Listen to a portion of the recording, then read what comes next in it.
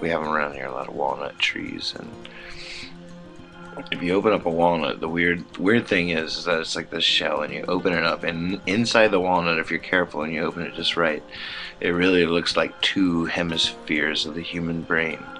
It really does. And then it has a shell on the outside that is like a skull. You know, it's like a skull, and then these two hemispheres, these ridged things, that look just like a brain. And so I was thinking about that one day. I was like, well, what would that brain, it doesn't have any eyes or anything like that, what would that brain think about? And I was thinking, maybe, you know, like that brain would be having these dreams of a tree. It would dream about a tree.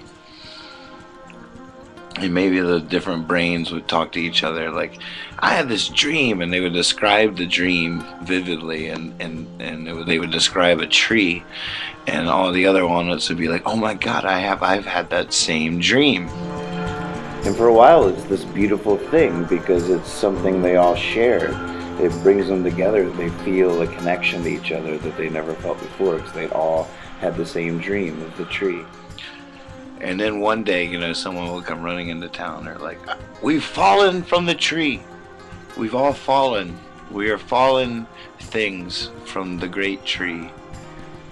And everybody's like, oh my god, it's true. They could feel it in their heart. They knew it was true. We are fallen things from this great tree. But then they took this weird turn.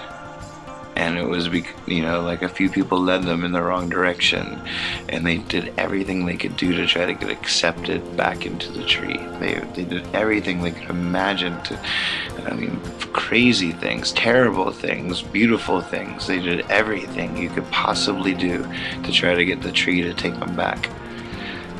Dying, never knowing, never having any idea, to the point where they're buried in the ground. They never knew.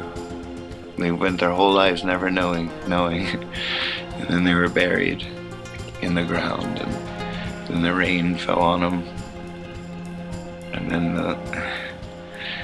the sun shined on them. This night I heard the peepers by the pond, and a train way off in the distance.